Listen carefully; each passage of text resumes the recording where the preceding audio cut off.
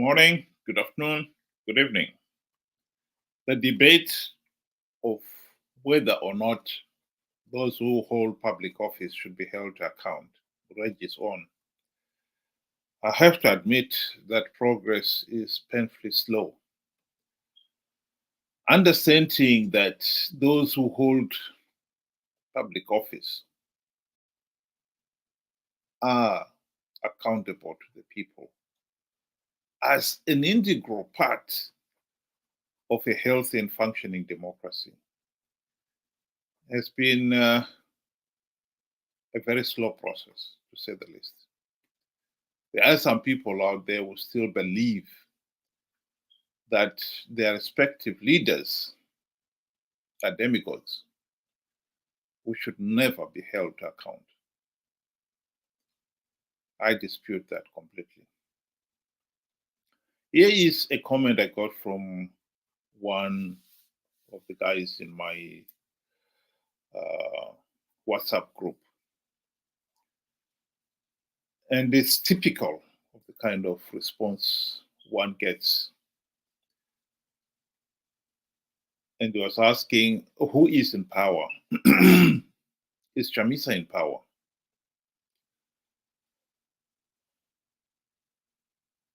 That question has been asked so many times.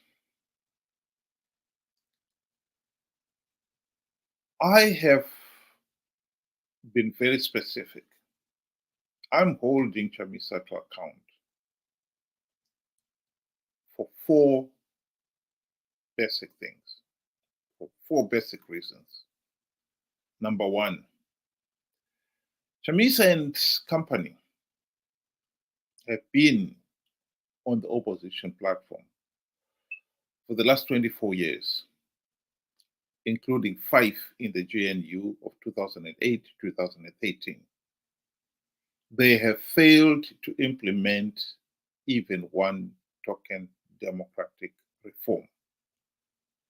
And let's be very clear, the primary reason why the people of Zimbabwe have risked life and limb to elect the opposition in Zimbabwe is so that they would implement the reforms to stop Zanu PF rigging the elections. So they've been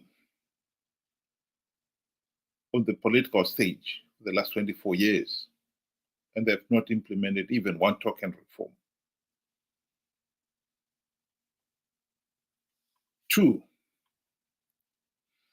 ever since the GNU debacle, they have participated in flawed elections, knowing fully well that they're flawed, knowing fully well that by participating, they are giving Zanu PF legitimacy. And yet, they've continued to participate. Why? Out of greed. This has been acknowledged by some of the opposition leaders themselves. Here was the diabetes comment on that very subject, arguing that we should not be continuing to participate in flawed elections. This was in 2015. His colleague, David Coulthard, in his book, went even further and was very specific. He was absolutely no doubt that the electoral process was so flawed, so illegal, that the only logical step was to withdraw. But as he himself acknowledged, he and his colleagues could not withdraw because they were after the few gravitarian seats that Zanu PF was offering. So they've been participating in these flawed elections out of greed.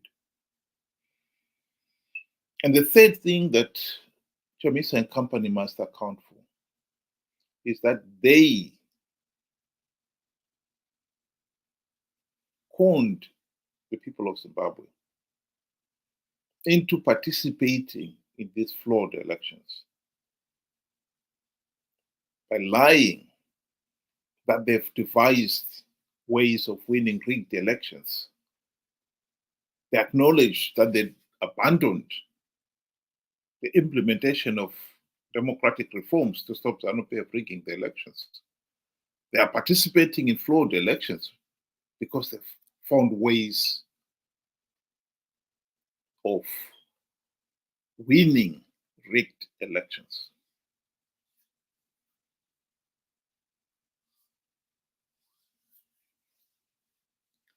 Those are the three key issues that I've said Chamisa and company must account for.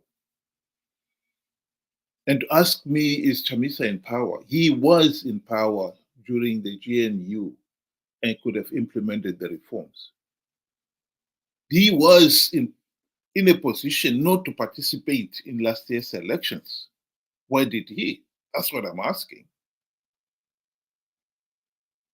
He participated, giving Zanu PF legitimacy. He must account for it. The other points that this individual was raising here, is he the only opposition? I'm not saying that Nelson Chamisa is the only opposition leader. I've never said that he was the only opposition leader. He's saying there are 30 others. There could be 300 others, 30,000 others. I'm not here to count how many opposition leaders there are. And I'm not interested in the number.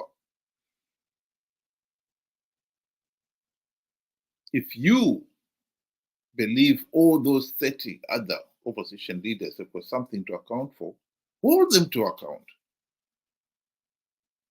What I refuse to accept is that I must hold those 30 opposition leaders to account before I hold Chamisa to account. That's a nonsensical argument.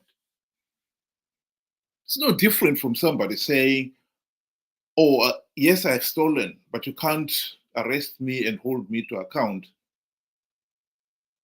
until you arrest all the other thieves out there. That's nonsense. You have broken the law by stealing. You must account for it. We are not going to say you can only account for it when all the other thieves out there have been held to account.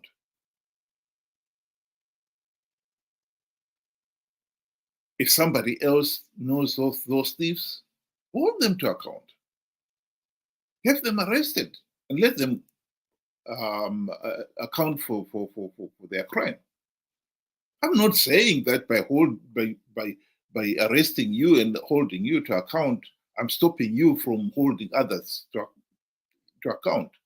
If you have got the evidence and you know they've committed the crime, it's your duty and responsibility to pass that information to the relevant authorities so that they hold those people to account.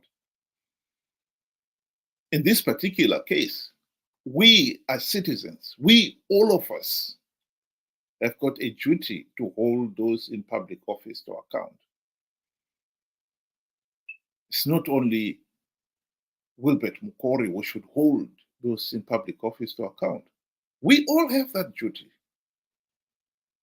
So if you seriously think those 30 other opposition leaders have something to account, hold them to account. But I'm not going to be told I cannot hold Chamisa to account until I've held all the other opposition leaders to account. No. He must account for what he did or failed to do. That is not negotiable. The other argument from some others was saying, oh, Chamisa had over nearly 2 million people who voted for him. Are you saying that the 2 million are stupid? Well, you are saying it. I never said that. The evidence is saying it. I don't have to say it.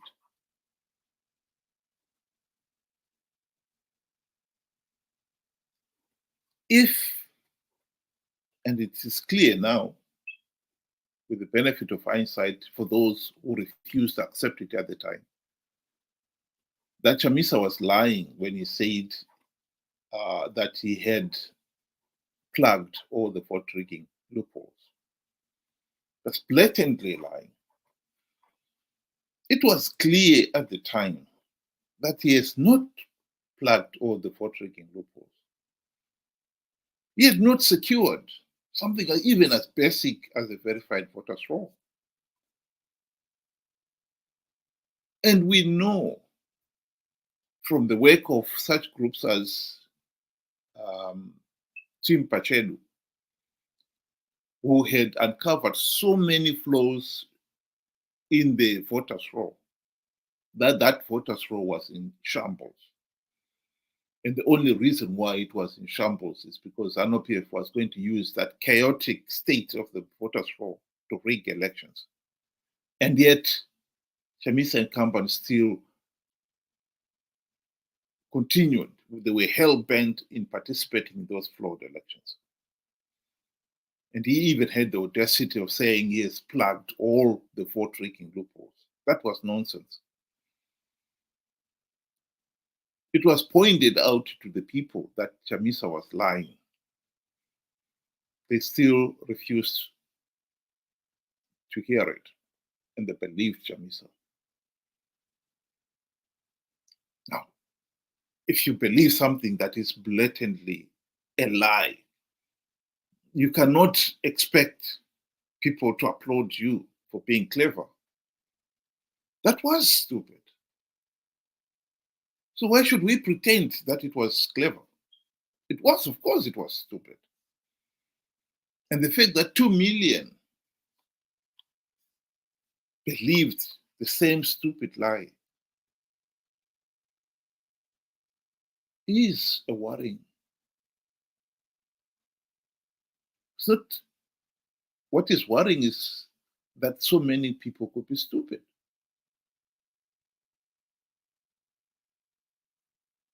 And what is worse, we have got elections coming up, 2028. And already Chamisa is gearing to participate in those elections, making the same overtures that he made before the 2023 elections. The same suggestion that he will win overwhelmingly without even one democratic reform implemented. Of course, it is worrying. Because it is clear that those 2 million stupid people have learned nothing. Even now, with the benefit of hindsight, they still haven't learned anything. I think one of the tragedies of Zimbabwe would be, or right now is, that 44 years after independence, we still are failing to hold free, incredible elections. This is not for the benefit of the West, or the East, or the North, or the South. This is for our own benefit. It is in our own interest that we hold free, fair, and credible elections. It is in our own interest that we govern ourselves well. We are not punishing anybody by rigging elections. We are punishing ourselves. And what is there to be proud of in shooting yourself in the foot? Zimbabwe is a failed state. Nearly half of the population are living in abject poverty because for the last 44 years, we've been stuck with the same corrupt, incompetent, and tyrannical Zanu PF dictatorship. And to keep on pretending that we are solving it by participating in flawed elections is stupid. And for those who keep claiming that we are our leaders, like Nelson Chamisa, should never be held to account, that too is stupid. I state it here and I repeat it. Nelson Chamisa is not a demigod. He is a mortal, and not just a mere mortal, one with a track record of being corrupt, incompetent, and utterly useless. And to keep on pretending that he is a demigod really shows that we have got a serious problem here, a serious mental challenge. Why would a mere mortal be considered a demigod? Particularly one that has got a track record of being corrupt and incompetent.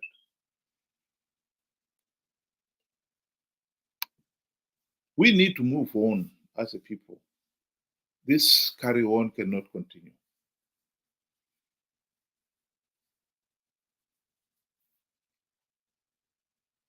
I cannot overemphasize that point. Chamisa is a mere mortal and is accountable. At the present moment, the challenge for Zimbabwe is to appoint competent opposition who will implement democratic reforms and end this case of rigged elections and bad governance. After 24 years, 5 of which in the GNU, Chamisa and company have failed to implement even one reform. Why it has taken 24 years is itself something to be ashamed of. But it is even worse to notice that even after 24 years, the penny has not dropped in some people's heads. That is truly tragic. So before I conclude, I'll just go through some of the comments from some of the listeners out there. TZZT, that's the comment there. And from Faith Ndlovu, will you ever near 3 viewers because of your senseless obsession with Chamisa? Your shows are obnoxious. Well, that is your view. I don't see what is so obnoxious and senseless about saying that Chamisa failed to implement reforms and that Chamisa conned people into participating in flawed elections. Those are the fundamental truth, political realities that you can pretend all you like. That is not true, but I think it is true. I've got Mavis here, and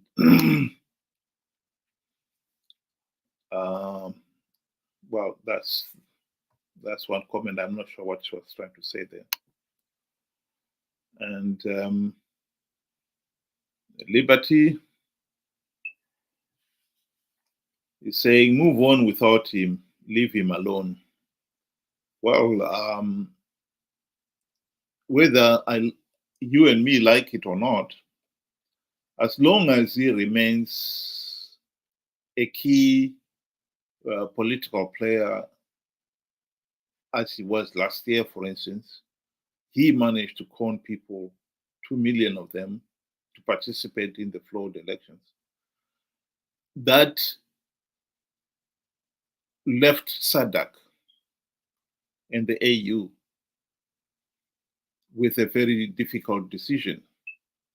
Because if the opposition, supported by 2 million, are happy participating in flawed elections, why should SADC interfere? That question was raised in 2013 at the end of the GNU, when SADC leaders realized that no meaningful reform had been implemented. They called a special SADC summit in Maputo, where they advised Morgan Tsvangirai and company not to participate in the 2013 elections until reforms were implemented. Their recommendations were ignored, and our friends participated. Although SADC were the one who had acknowledged earlier on that the elections would be rigged, and they were rigged. But because the opposition had participated, they accepted the results. We cannot pretend that it is SADC's responsibility to make sure that elections are free, fair, and credible in Zimbabwe. It is our responsibility.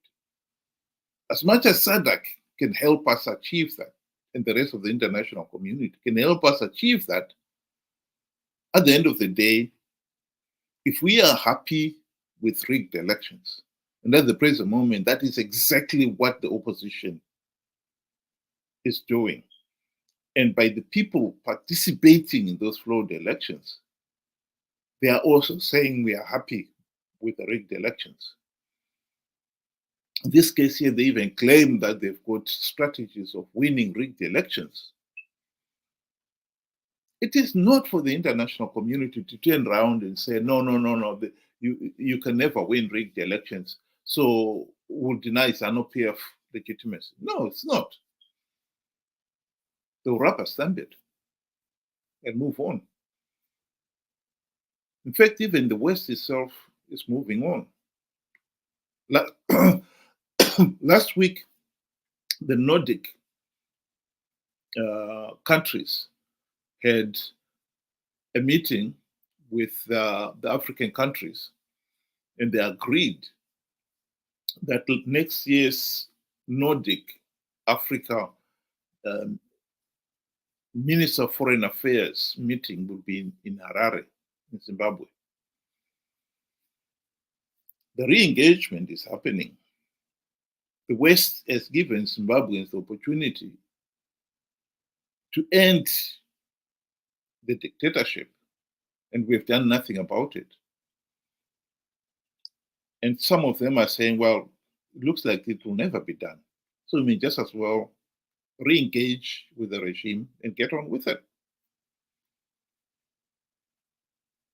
So on that point, I totally reject it.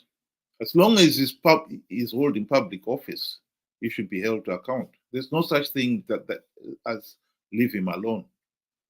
If he doesn't want to, if he wants to be left alone, then he should never hold public office. He should have never held any public office. He should have never conned people into participating in flawed elections to perpetuate the dictatorship. So on that point, that is not negotiable. People who hold public office must be accountable to the people, period. That is not negotiable. So thank you very much for those who were able to join me this afternoon, and hope you'll be able to join us at 7 o'clock UK time, 8 o'clock Zimbabwe time. Again, thank you and have a good day.